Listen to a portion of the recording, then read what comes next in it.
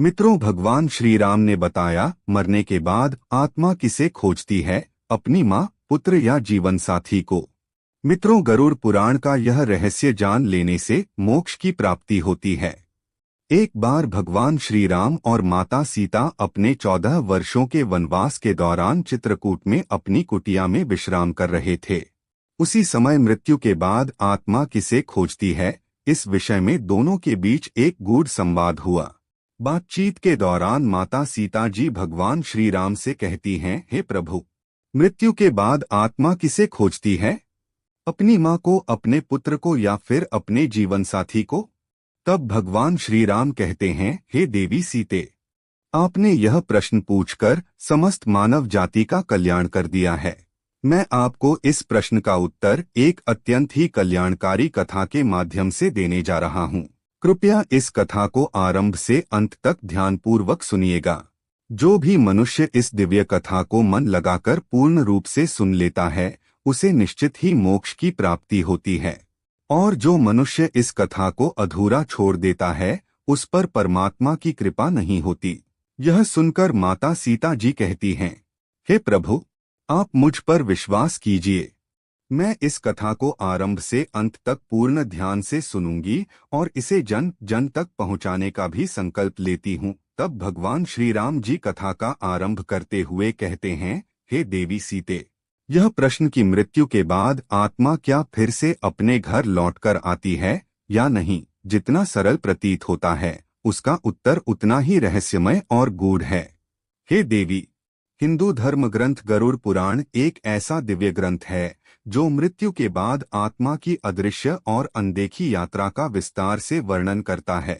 गरुड़ पुराण के अनुसार आत्मा मृत्यु के बाद किन अवस्थाओं से गुजरती है, क्या वह अपने परिवारजनों को खोजती है या नहीं, इन सभी रहस्यों का स्पष्ट वर्णन किया गया है। यह सब आत्मा के संस्कारों, उसकी इच्छाओं तथा मृत्यु के समय की मानसिक और आध्यात्मिक अवस्था पर निर्भर करता है। तब श्री राम जी आगे कहते हैं, हे देवी सीते, इस रहस्यमय कथा में मैं आपको यह बताने जा रहा हूँ कि मृत्यु के समय आत्मा के साथ कौन कौन सी अलौकिक घटनाएं घटित होती हैं।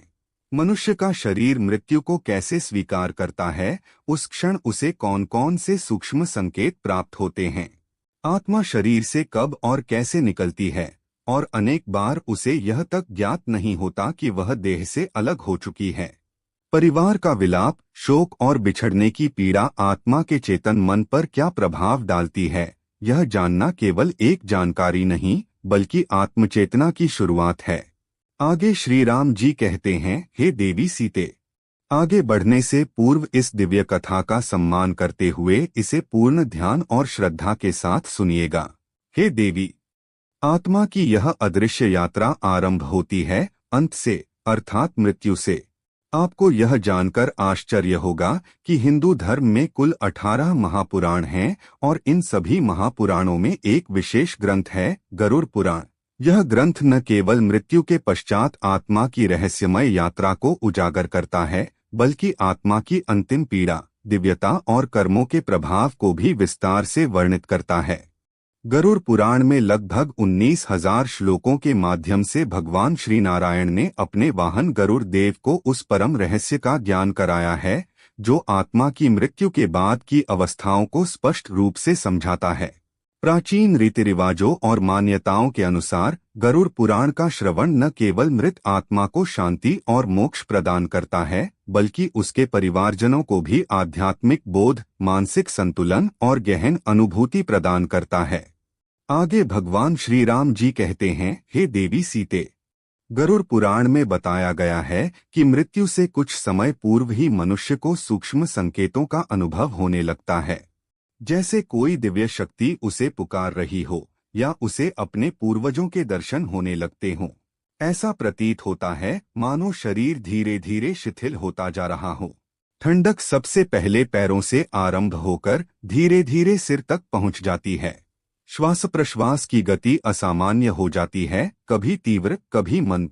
मृत्यु से कुछ क्षण पहले मनुष्य के चेहरे पर एक अलौकिक तेज प्रकट हो जाता है, मानो उसकी आत्मा दिव्यता से भर उठी हो। और जब जीवन की लौ बुझने लगती है, तब आत्मा ऊर्जा की अंतिम तरंग के साथ देह से अलग होने की ओर अग्रसर होती है। ऊर्जा की अंतिम तरंग के साथ वह बाहर निकल जाती है, परंतु आत्मा को यह ज्ञात नहीं होता कि वह अब शरीर से अलग हो चुकी है। शुभ कर्म करने वाले मनुष्यों की आत्मा सहजता और शांति के साथ देह से निकल जाती है, किंतु जिनके पाप अधिक होते हैं उनके लिए यह क्षण अत्यंत पीड़ादायक बन जाता है। आत्मा के निकलते ही शरीर मौन और शीतल हो जाता है, परंतु आत्मा भ्रम की अवस्था में रहती है। उसे ऐसा लगता है कि वह अभी भी जीवित है। वह अपने परिजनों को देखती है, उनसे बात करना चाहती है, किंतु उसकी आवाज शून्य में विलीन हो जाती है। उसे प्रतीत होता है कि यह सब कोई स्वप्न है, परंतु वास्तव में वह चेतना की एक नई अवस्था में प्रवेश कर चुकी होती है। जब घर में रोने धोने और विलाप की आवाजें गूंजती हैं, तब आत्मा उन्हें चुप कराना चाहती है। वह कहना चाहती है, मैं यही हूँ, परंतु कह नहीं पाती। वह वायु में कंपन करने लगती है। कुछ आत्माएं बेचैनी में हवाओं को हिलाने लगती हैं, दरवाजे खटखटाने लगते हैं और वह अपने परिजनों के स्वप्नों में उतर आती हैं। किसी संदेश के लिए, किसी आश्वासन के लिए, यह जताने के लिए कि मैं यही हूँ, तुम्हें शांति देना चाहती हूँ। यह रहस्य केवल मृत्यु का नहीं, बल्कि जीवन के गहन अर्थ की ओर भी संकेत करता है। आगे भगवान श्री राम जी कहते हैं, हे देवी सीते, अब मैं तुम्हें यह बताने जा रहा हूँ कि मृत्यु के देवता यमदूत कब और कैसे आते हैं। मृत्यु के कुछ समय बाद आत्मा एक नई हलचल का अनुभव करती है। अचानक उसे आभास होता है कि कोई अदृश्य और दृष्टि से परे शक्तियां उसके समीप आ रही हैं।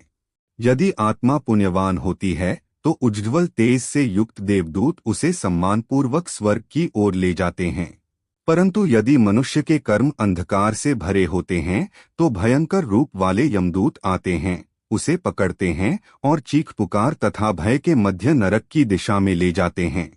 किंतु यह यात्रा यहीं समाप्त नहीं होती। सबसे पहले आत्मा को उसके संपूर्ण जीवन का दर्पण दिखाया जाता है। हर पुण्य कर्म उसकी चेतना में संतोष, प्रकाश और सुख की लौ जगा देता है, और हर पाप कर्म उसे भय, पश्चाताप और दुख से भर देता है। तब यमदूत गंभीर स्वर में कहते हैं, अब इस लोक में तुम्हारा समय समाप्त हो चुका है।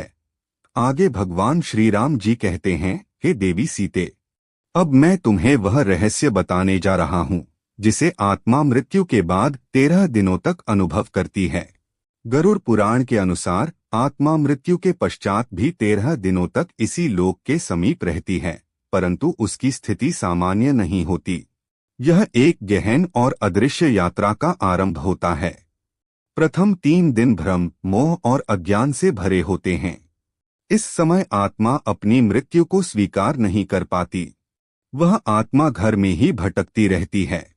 अपने परिवारजनों से बात करना चाहती है, किंतु उसकी आवाज कोई सुन नहीं पाता।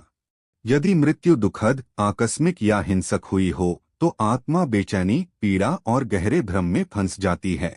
चौथे दिन से लेकर अगले 2 दिनों तक आत्मा को धीरे धीरे सत्य का बोध होने लगता है।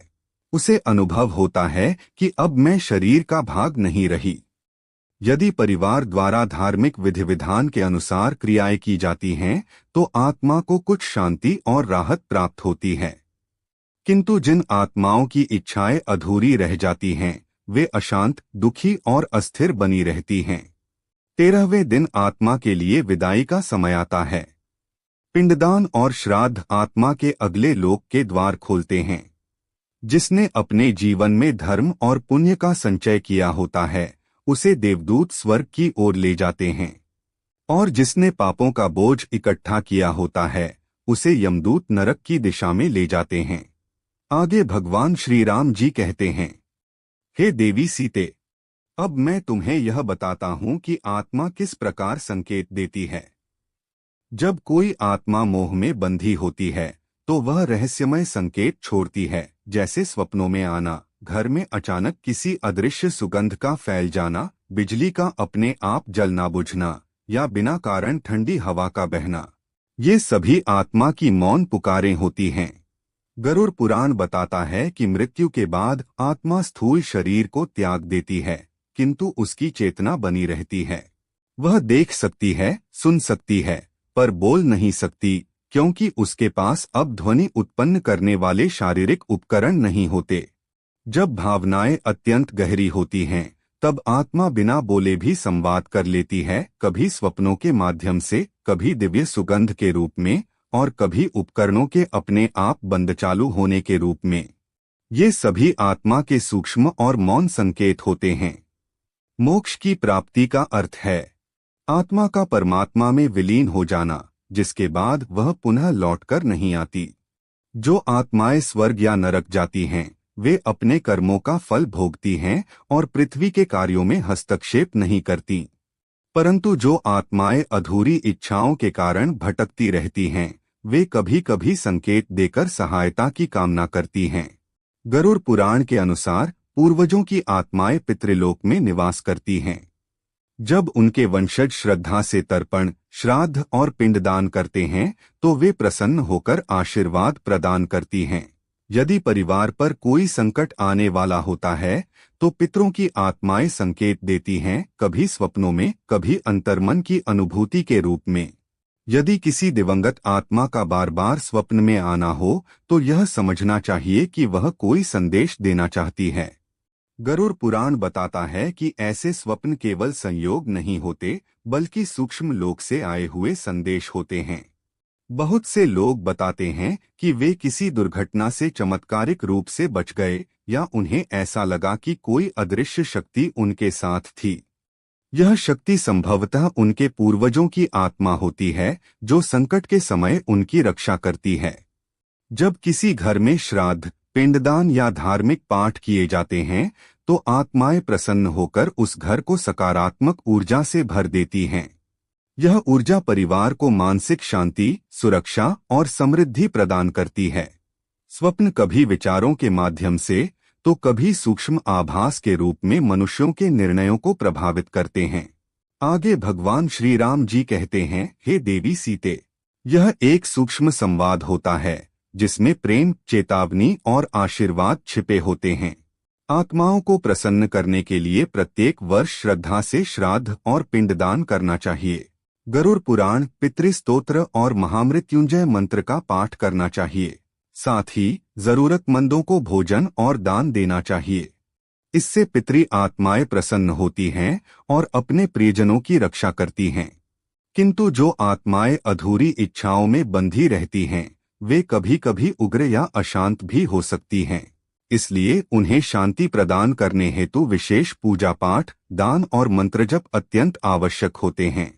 आगे भगवान श्री राम जी कहते हैं, हे देवी सीते, क्या कभी तुम्हें ऐसा लगा है कि जब जीवन में सब कुछ डगमगाने लगता है, तब कोई अदृश्य शक्ति तुम्हारा मार्गदर्शन कर रही होती है?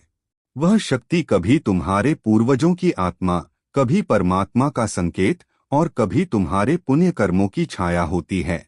फिर भगवान श्री राम जी कहते हैं, हे देवी सीते, अब मैं तुम्हें यह बताता हूँ कि मृत्यु के बाद आत्मा किसे खोजती है, अपनी माँ को, अपने बच्चे को, अपने पति को या अपनी पत्नी को। यह प्रश्न जितना भावनात्मक है, उतना ही गूढ़ और रहस्यमय भी है। इसका उत्तर गरुड़ पुराण, ब्रह्मवैवर्त पुराण तथा आत्मजागरण से जुड़ी संत वाणियों में विस्तार से मिलता है। मृत्यु के बाद आत्मा सबसे पहले उसी संबंध को खोजती है जिससे उसका मोह सबसे गहरा होता है। यदि माँ के प्रति अत्यधिक आसक्ति रही हो, तो आत्मा माँ को खोजती रहती है। यदि संतान के प्रति प्रेम अधूरा रह गया हो, तो आत्मा बच्चे के आसपास भटकती है। यदि पति या पत्नी के साथ प्रेम या कर्तव्य अपूर्ण रह गया हो, तो आत्मा अपने जीवन साथी को खोजती रहती है। इस प्रकार आत्मा रिश्तों की परिभाषा से नहीं, बल्कि भावनाओं की तरंगों से बंधती है। मृत्यु के बाद आत्मा का कोई नाम नहीं होता। वह केवल संस्कारों और भावनाओं की ऊर्जा बन जाती है। वह उसी परिवार, उसी व्यक्ति को खोजती है जहां उसका मोह, संकल्प या अधूरी भावना शेष रह जाती है। भगवान श्री राम जी कहते हैं, हे देवी सीते, अब मैं तुम्हें इसे उदाहरण के माध्यम से समझाता हूँ। एक माँ जो अपने बच्चे को असमय छोड़कर चली गई, वह आत्मा बार बार स्वप्न में आती है। एक पत्नी जो पति की सेवा करना चाहती थी परंतु असमय मृत्यु को प्राप्त हो गई, वह आत्मा पति की पीड़ा को अनुभव करती है। एक वृद्ध जिसे जीवन भर माँ की ममता की तलाश रही, वह आत्मा मृत्यु के बाद भी अपनी माँ को खोजती रहती है। इस प्रकार आत्मा माँ, पुत्र, पति या पत्नी उसी को खोजती है जिससे सबसे अधिक प्रेम, पीड़ा या अधूरी भावना जुड़ी होती है। जहाँ भावनाएं सबसे गहरी होती हैं, आत्मा वहीं खींचती है। अंत में भगवान श्री राम जी कहते हैं, हे देवी सीते, यदि आज यह रहस्यमय मृतात्मा की यात्रा तुम्हारे हृदय को स्पर्श कर गई हो तो इस ज्ञान को श्रद्धा भाव से अपने परिवार और मित्रों के साथ साझा करना।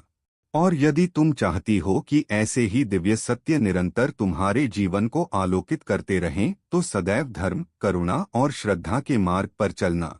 इस प्रकार भगवान श्री राम जी ने माता सीता जी के माध्यम से समस्त मानव जाति के कल्याण हेतु यह दिव्य ज्ञान प्रदान किया। जो कोई भी आत्मा के इस रहस्य को समझ लेता है, उसके लिए मोक्ष की प्राप्ति संभव हो जाती है। प्यारे मित्रों, अगर आपको हमारी यह कथा अच्छी लगे तो चैनल को सब्सक्राइब, वीडियो को लाइक और कमेंट बॉक्स में जय श्री राम लिखना ना भूले।